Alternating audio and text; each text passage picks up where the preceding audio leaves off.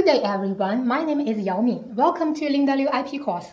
In this presentation, we will explore the key factors in the judgment of likelihood of confusion in trademark infringement cases. Why this question, likelihood of confusion, is important?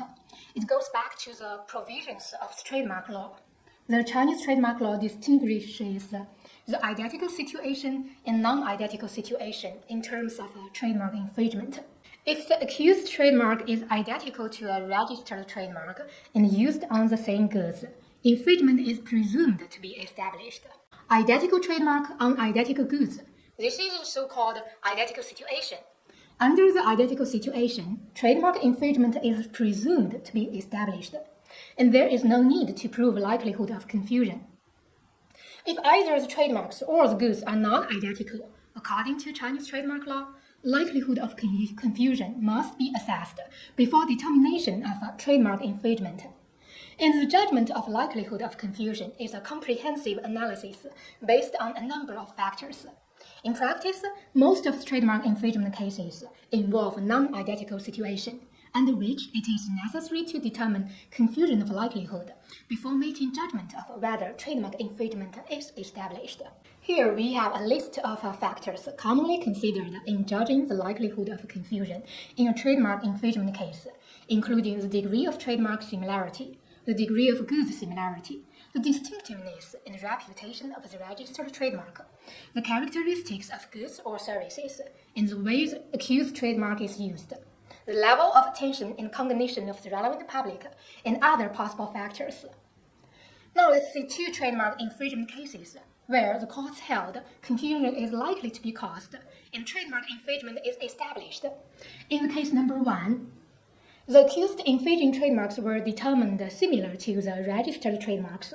The accused infringing goods, lubricants, belong to Class 4 according to the classification, while the designated goods of the registered trademarks, automotive parts, are in Classes 7 and 12. Normally, goods in Class 4 are not considered similar to goods in Classes 7 and Class 12 during the trademark registration process. In this case, the court held lubricants are similar to automotive parts, taken into account that these goods are all used or vehicles and their respective consumers overlap. And considering the strong distinctiveness and high reputation of the registered trademarks, the court held the use of the accused infringing trademark is likely to cause confusion, and trademark infringement is established. In case number 2, the accused infringing goods mattresses in Class 20 were similar to furniture in Class 20, according to the classification. The accused infringing trademark appears certain difference from the registered trademark in terms of computing characters, number of characters, and overall appearance. Considering the strong distinctiveness and high reputation of the registered trademark, the court held the two trademarks constitute similar trademarks, and the use of the accused infringing trademark is likely to cause confusion. Based on this, the court held trademark infringement is established. Now let's see 3 trademark infringement cases where the court held it is not likely to cause confusion, and trademark infringement is not established. In case number 3, the accused infringing trademark was determined similar to the registered trademark, and their respective services were also similar. However, the court held it was not likely to cause confusion, considering these circumstances. The registered trademark is not well known and not strong in distinctiveness. The reasonable ground for use of the accused infringement trademark and the difference in use manner of the accused infringing trademark. In case number 4, the accused infringing trademark was closely similar to the registered trademark, and their respective services were also similar. However, the court held it was not likely to cause confusion considering these circumstances. The registered trademark is not well known and not strong in distinctiveness. The purchasing consumers and use scenarios are different for the two parties' jewelry goods. The plaintiff's goods are high-end jewelry which are sold at very high prices, and the accused infringing goods are sold at much lower prices and were listed in the accessories category of the JD.com store. And the defendant's main products were women's clothing under the OVV brand.